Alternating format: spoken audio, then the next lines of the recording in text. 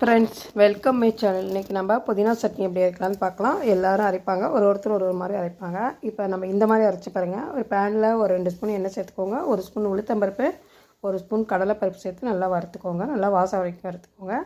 3 பச்சை மிளகாய் கட் பண்ணிட்டு சேர்த்துக்கோங்க.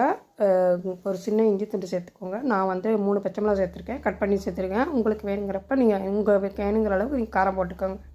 ஒரு அரை மூடி தேங்காயில் பாதி நான் கட் பண்ணி சேர்த்துருக்கேன். நீங்கள் துருவி கூட சேர்த்துக்கலாம். 1/4 மூடி தேங்காய் சேர்த்து நல்லா வதக்கிக்கோங்க. இதுக்கு தேவையான உப்பு, சின்ன புளித்துண்டு சேர்த்துக்கோங்க.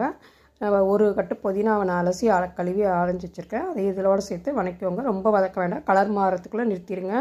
இது நல்லா வதங்கினோடனே ஆஃப் பண்ணிவிட்டு ஆற வச்சு அரைச்சிங்கன்னா இட்லி, தோசை எல்லாத்துக்குமே இப்போ நம்ம ஆஃப் பண்ணிடலாம். ரெடி ஆகிடுச்சு. இதை ஆற வச்சு அரைச்சிக்கோங்க. ஒரு தாளிப்பு கொடுத்துருங்க. சூப்பரான புதினா சட்னி. இது சாதத்து கூட தொட்டுக்க சாப்பிடலாம். ரசம் சாதத்து கூட நல்லாயிருக்கும். தேங்க்ஸ் ஃபார் வாட்சிங்.